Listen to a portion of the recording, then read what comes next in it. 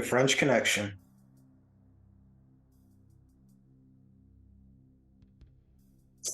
When I first saw Gene Hackman, it was as Lex Luthor in Superman.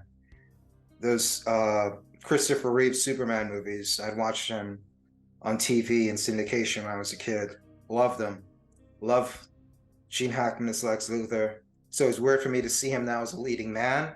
I always viewed him as like this character actor, this bad guy, and interesting to see him now in a lead role, playing the, I guess, anti-hero. Very excited to see this film after watching The Exorcist for the podcast. William Friedkin. I loved all the behind the scenes stuff I saw on him, loved his approach to filmmaking, and excited to see his other great film. This is the one that kind of put him on the map before The Exorcist. The movie is helping me out. No dialogue while I can do my voiceover work. So from my understanding, Friedkin did a lot of documentary stuff, because I remember in the behind the scenes and the audio commentary I listened to for The Exorcist, he talked about trying to bring a documentary feel, a realistic feel to the film, which he did. And some of the behind the scenes stuff I saw on The French Connection, he talked about the same thing too. It seemed like realism was a big thing for him, getting realistic performances from his actors and having the film look very real and gritty and true to life. A Frenchman walking from a bread store with a baguette in his hand. I guess it's not 100% of a stereotype. Oh, well, I'm black. That's like seeing a black guy eating chicken in a movie, I guess.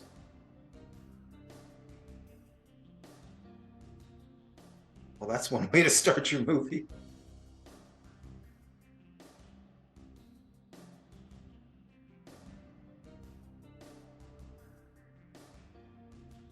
Yeah, it was funny. That's probably exactly something I would have done in one of my movies, is just having him take the bread afterwards. Reminds me of the Godfather, when they say take the cannolis. So I remember when I was like a really young kid, first came to the States, not a lot of memories I have, obviously being young, but visions of these is kind of what I remember seeing early New York, like this whole burning Bronx thing. I'm not sure they're in the Bronx, but even in Brooklyn, where I grew up, you had areas that looked like this, where it was just like open alleys with just trash everywhere. The only thing missing are the stray dogs, all the graffiti. So I am old, but this is still well before my time. So I kind of got the tail end of this era. This was the 70s. I'm more like the 80s, 90s, but old enough to understand this old New York. From my understanding, Friedkin watched a movie where he loved the actor, and he asked one of the producers to get him the actor, and they got him the actor, and he went to the airport to meet with the actor. Then he saw this guy waving at him, and he was like, "This ain't the actor." Called the producer and said, "You got me the wrong guy." Ended up going with him anyway. So I believe this is this actor right here. So we'll see what type of performance he does. Now I've heard this film and like Dirty Harry and other crime films from the 70s dealing with cops and robbers and crime being the evolution of film noir. I've never really thought of it that way. I've viewed them as completely different entities. Film noir was more Freudian and psychological and nihilism, existentialism. You think philosophical things, psychological things when you think of noir. Doomed by fate. They're more thinking movies, and that could be just the era where there was a lot of pessimism after World War II, people questioning things. I view the 70s more so of like New Hollywood, where things were told more so through action, and that's where you had the the God, I can't even speak now. The proliferation of violence. Dear God, it took me so long to pronounce that word. Yeah, I more so viewed the increase in violence in these type of crime movies, the proliferation of violence, more so to these 70s movies. I view it as a changing in that the movies were told through action and violence that you couldn't show during the 40s, where film noir was popular, and the proliferation of action and violence and being able to show these things. Whereas with film noir, you could just show a few seconds, maybe one punch, and then you had to cut away or the fight had to be stopped. In the 70s, now you could show, just like how this movie started, someone getting shot in the face and blood everywhere. And that kind of changed the way storytelling was done. You learn about these characters through the action that they do, not through the words that they say. So I just kind of view them as separate entities, but I guess there is an evolution and there is a link between them. As you know, I've heard, but again, I've never viewed it that way. So I'll be looking at it through that lens as well. Proliferation. Jesus Christ. That word killed me. This seems to be always a common theme in crime movies, whether you go back to noirs or you look at these movies in the 70s, is there's always a class difference between the criminals and the cops, where the criminals are living this glamorized lifestyle, and we're supposed to look at it as, oh, they're taking the shortcut, they're doing the wrong thing. And the cops that are middle to lower class, and they're kind of the ones doing the right thing, and there's a certain jealousy between them. And it always plays out at the end that doing the right thing is the right path to go, and criminals lose, cops win. And there's always been always that kind of dynamic. And again, if we're going to keep that comparison going with these 70 films, and specifically The French Connection with film noir, that's one thing that's still proliferating throughout these films, crime films. I'm going to find a way to squeeze in proliferate into this voiceover as much as I can, just because that word completely screwed me up. I guess it's performance anxiety. You really want to get a point across and then you just completely fall on your face. This on-location shooting is something that I really appreciated that 70s movies brought, because so much of this movie is the on-location shooting. If this was shot in a studio, you'd view it completely differently. Like, this was a landmark film, not because it was so great. I mean, there were other much better films made in the 70s than this, but this kind of stood out a little bit more because of how gritty and realistic it felt. Part of it is the documentary style filmmaking that Friedkin wanted to emphasize, and also part of it was this on-location shooting. You feel like you're in the streets with these cops and criminals.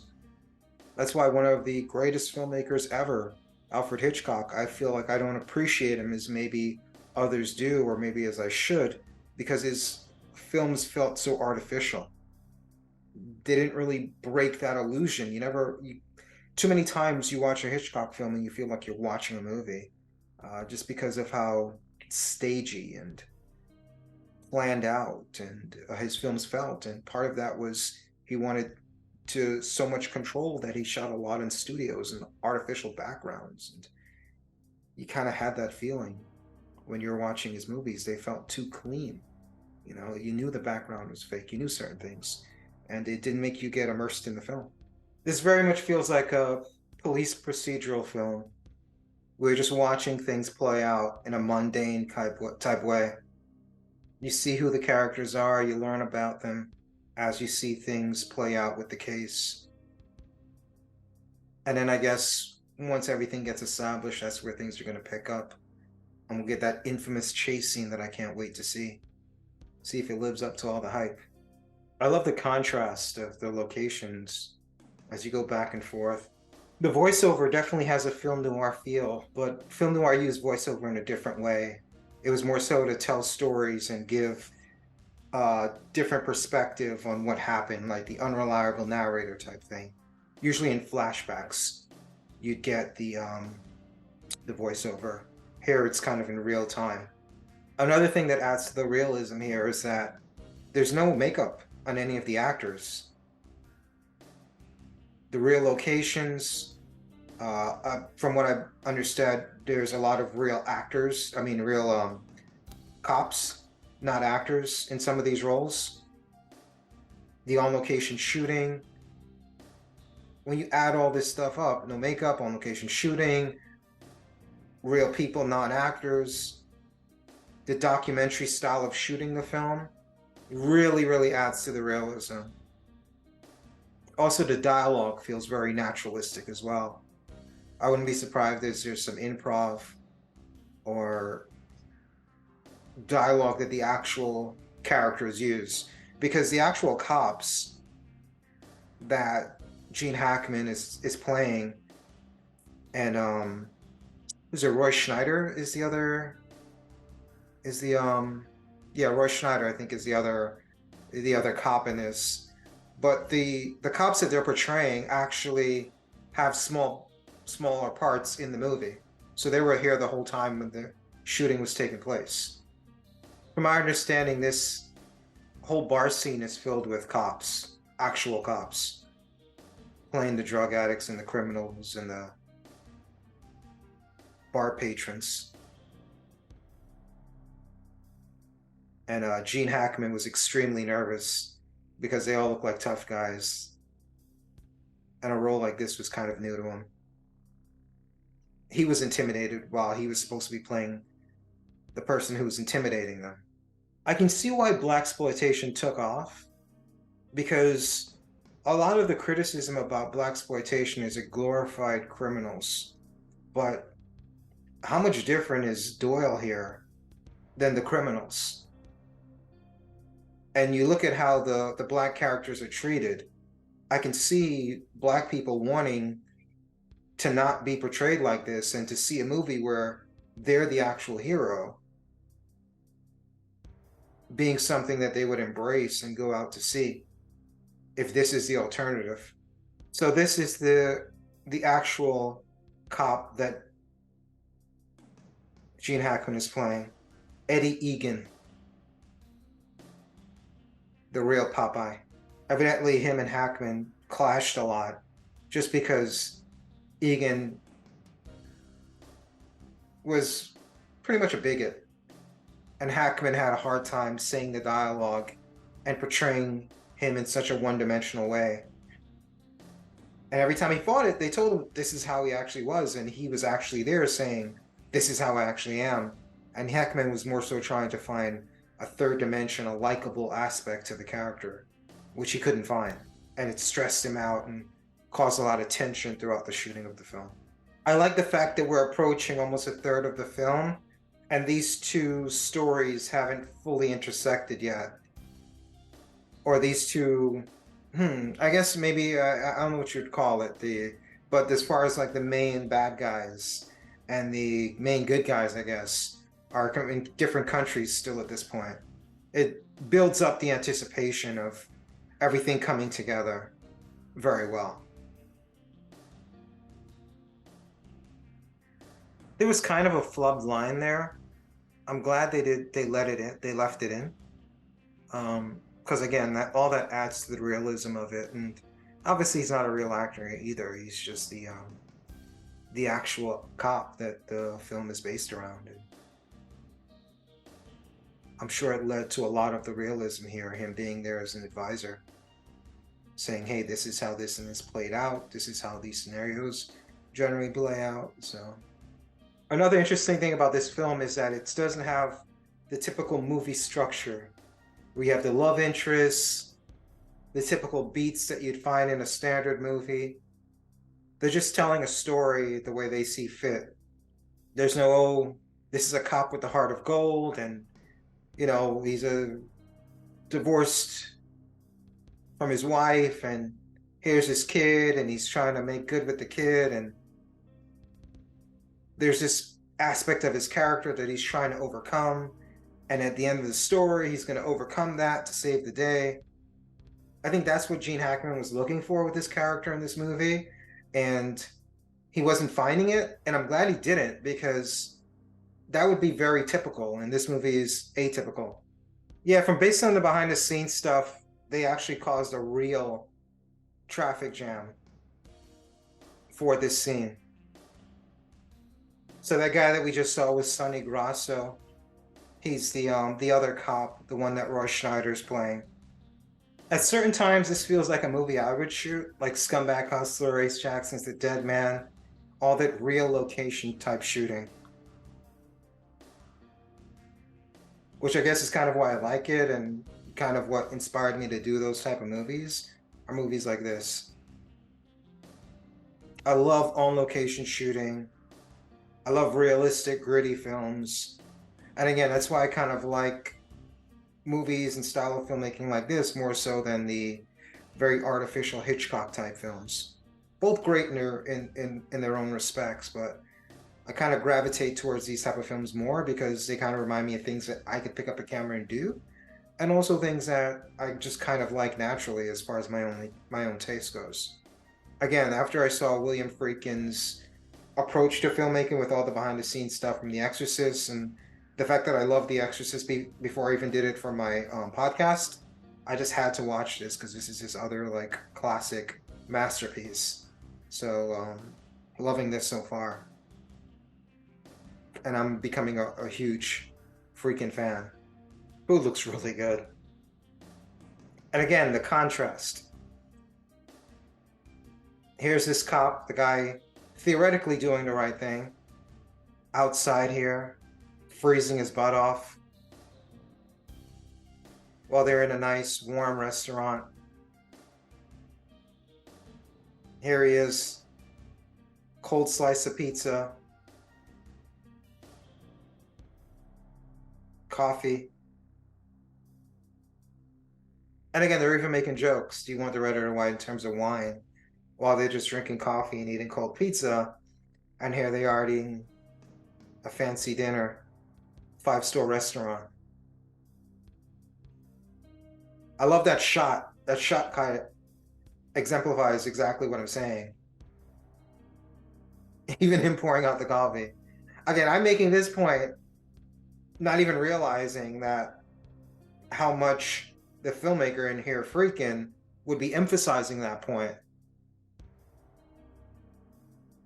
as I'm watching the scene play out for the first time. Another great shot here. A couple of great shots.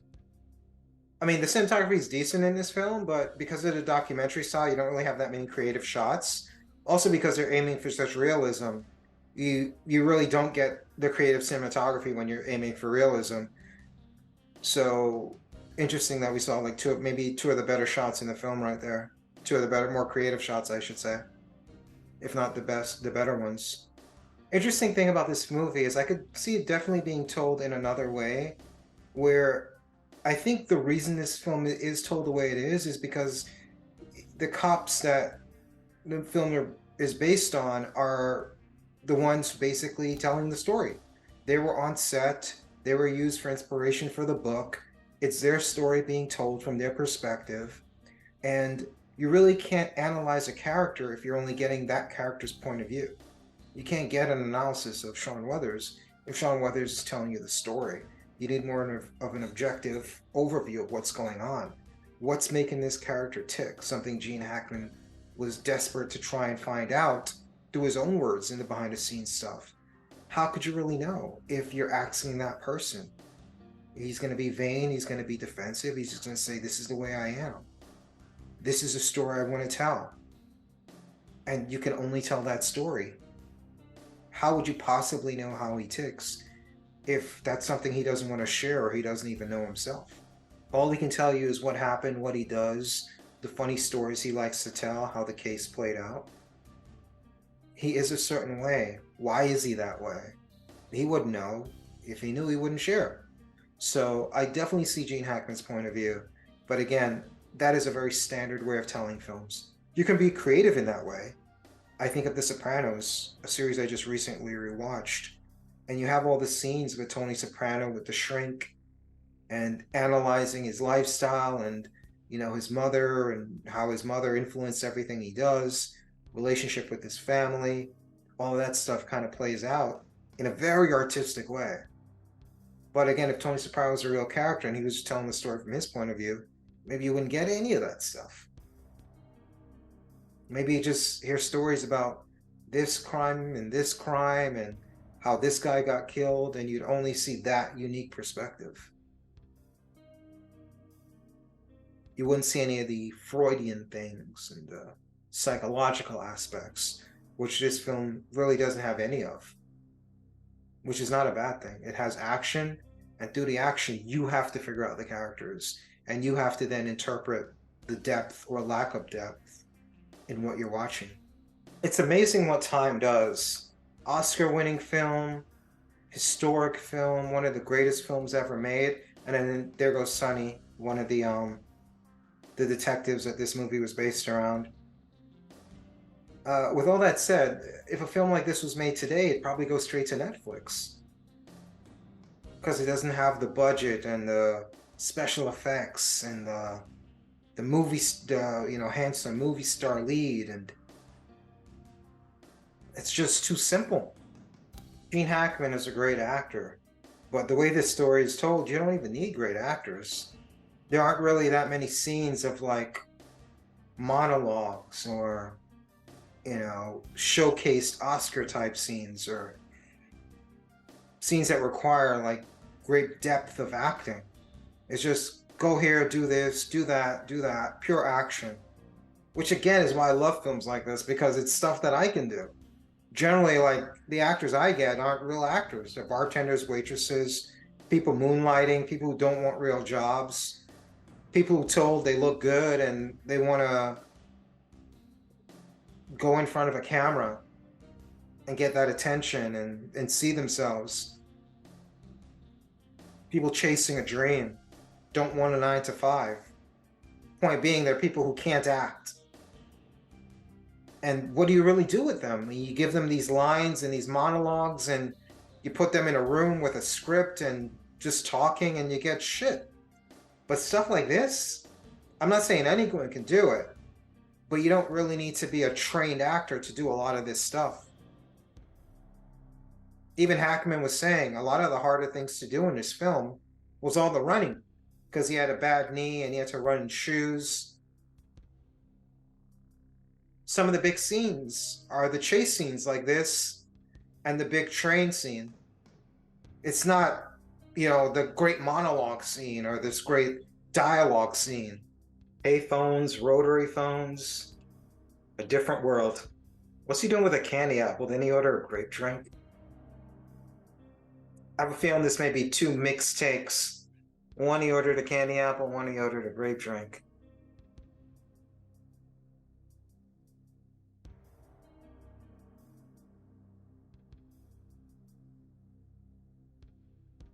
And he missed the garbage.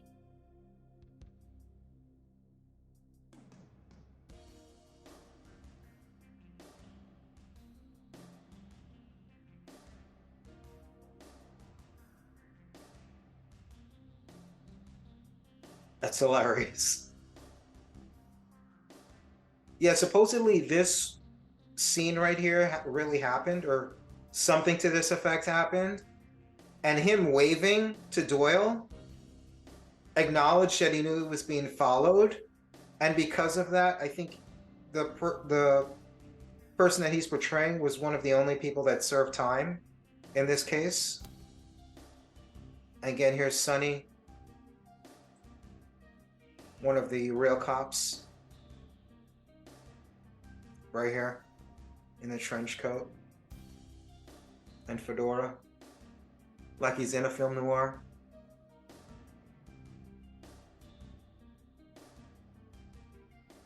One thing they aren't establishing with Doyle is his obsession, and I think that plays into the famous ending.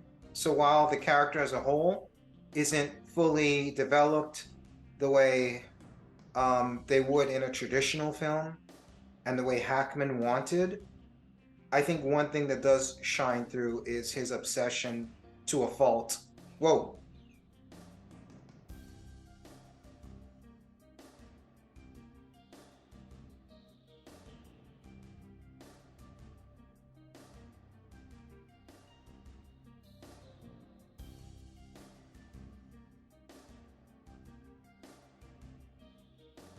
This is what I'm talking about. A lot of build up to an action scene like this.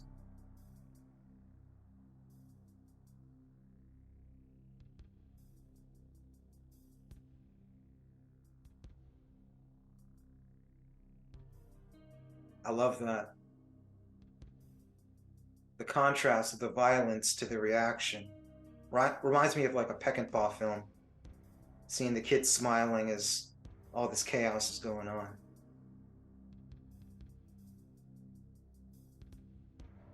I don't think this film, unlike Peckinpah films that try to make a statement about violence, I don't think this film is doing that. But that scene just kind of reminded me of what Peckinpah does and like his style. But you can't beat this on location shooting, the gritty style, the handheld cinematography. Feels very real. I believe this is the precursor to the famous subway chase. See, today they would probably put on sneakers and just paint it black or something to make it look like shoes. From what Hackman was saying, he had to actually run in shoes. You paint them black, you put in the sound effect of like shoes. Who know the difference? Instead of like crushing your feet. This feels so New York. A bunch of people just standing around, waiting for the train, ignoring the guy at the other side of the tracks holding a gun. How many times have this scene been imitated? I'm not sure how many times it happened before this, but you definitely see a lot of scenes like this, where you just stop a driver and say, "Police, give me your car." Maybe it was cliched back then, but it's definitely cliched now, and this might have been, if not the first, one of the first to do it. Who knows? I think Bullet had a famous car chase scene in San Francisco with all the hills. It was a great scene, but I think the streets were all closed off, and it was just the stunt cars going around. So with this, they actually had real civilians around. I'm not sure if they're civilians on the actual train or not, but I do know they said in the chase scene, they didn't close off the streets at all. I would assume all of the train stuff had extras, but this stuff right here on the streets, supposedly, it was just real pedestrians going to work that morning. Very innovative stuff for the early 70s, experimental, direction Hollywood was going in. This is such a dangerous scene. Usually when you think of dangerous scene, you think of stuntmen, but this is dangerous in terms of civilians that have nothing to do with this. Didn't choose to participate, didn't know they were participating. Ironically, based on the behind the scenes, that was the safest part of that whole stunt.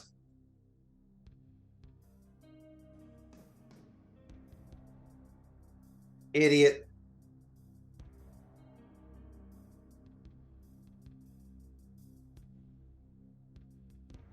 That was a great shot right there. It's weird seeing a lot of this for the first time, but then having seen so much about how this was made in the behind the scenes. I feel like I'm so familiar with it, even though it's new to me. The Great Gift Invention of 1971.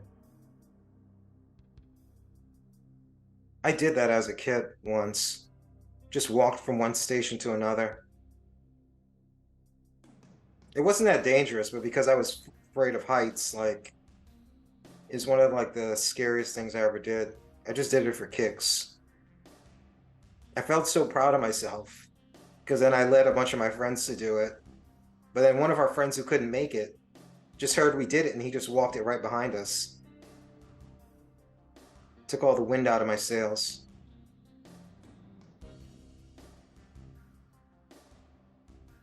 Here we got the poster shot. A William Friedkin moment here where the actor didn't want to do it, but Friedkin knew he was a stuntman and kind of wore him down. He ended up taking the real fall. Also, that was a big controversial scene because he basically, a cop, shot an unarmed man in the back.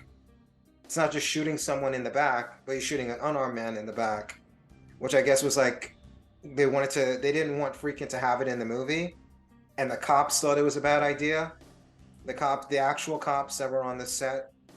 But he did it, and evidently this was a huge hit. Like that scene got like a bunch of cheers in the screening, and Friedkin felt justified. Looking back at it now, I mean, it falls in line with the character. And honestly, he deserved it. Put a lot of lives in danger. And he may have killed that guy on the train. Definitely killed someone in France. So he's not exactly a Boy Scout. Roy Schneider hasn't had a lot to do in this movie. Good actor, but again, the way this movie kind of plays out so procedural, with not a lot of those dramatic scenes. All the drama happens in the action, as opposed to in the dialogue or the plot. Everything in this movie, everything in the city, just looks and feels so dirty and worn in, compared to a lot of films today that are made on sets with CGI that feel so clean and perfect.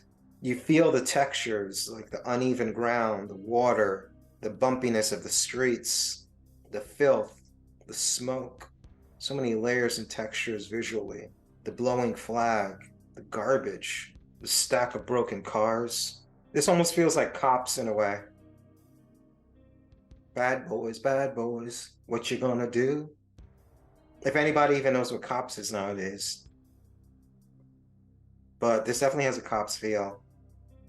You figure they'd be wearing gloves or something. The 70s when you had carpeting in cars. Put a carpet on everything. Again, the one thing they do establish with this character is his obsession. Here it comes into play as well. Obsessive quests, obsessive character. This guy here sitting, I think he's another cop as well. He worked with Friedkin on Cruisin'. I think that was an Al Pacino film where he was cruising gay clubs trying to find a criminal or something. As I mentioned earlier in my commentary, a lot of the behind the scenes compared this movie to a film noir. The one film noir this reminds me of is A Touch of Evil, where you have a good cop who just goes too far. In A Touch of Evil, again, a great film noir, a great film by a great filmmaker, Orson Welles. The character he played and that he directed himself in was a cop who was so sure about something that he framed evidence, but I think he ended up framing evidence as someone that was guilty anyway. But he was just an obsessed cop that went too far. There's no framing here, but it's, again, an obsessed cop, a good cop that can go too far. But in the end, it's a good cop. Not a lot of music in this film. I noticed it there and I realized I didn't really notice the music throughout the film, which means either it's incredibly subtle or there hasn't been a lot of it, which again plays into the realism of it. I love having very little music in my films, but I can never get good sound in my films. So it pushes me to use even more music. I want less, but I have to use more. I have to go in the opposite direction just because it's so hard to get good quality sound when you shoot guerrilla. I think what Friedkin said is that this was a real heroin test and it was real heroin, but the colors didn't come out the way they were supposed to, something to that effect. I think it's supposed to go purple.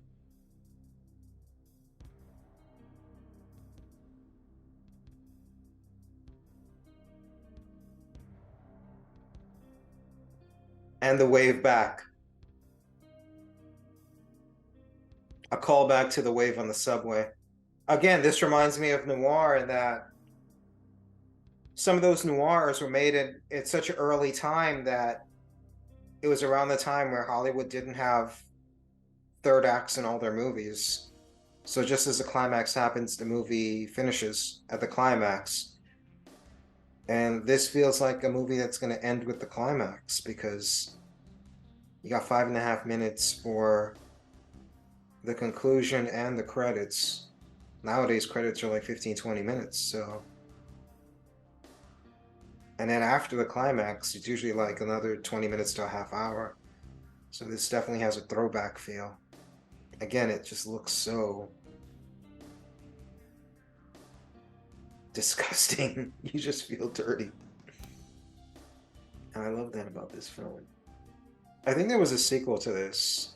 Kind of like the sequel to like Chinatown or 2001: A Space Odyssey. It's kind of one of those movies with sequels that they completely ignore.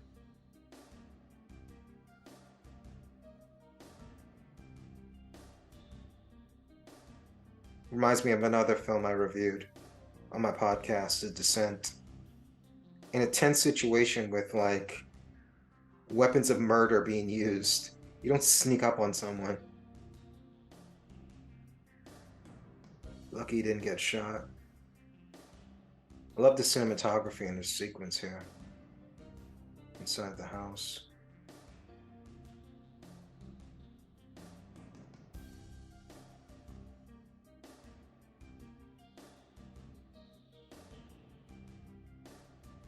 Shot a cop.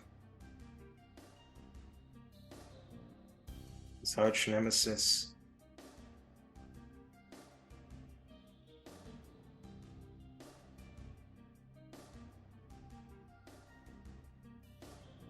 Again, in a typical movie, this is atypical.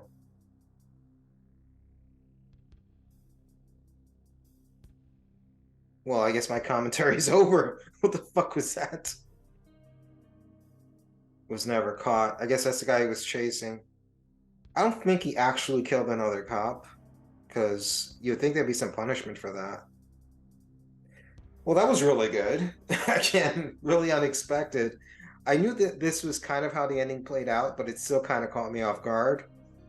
I don't think you can end a movie like this any better, honestly. A lot to process with this film. I loved it, but I think I have to process it more to get my full opinion on it. But definitely worth watching, and I hope you guys enjoyed watching it with me.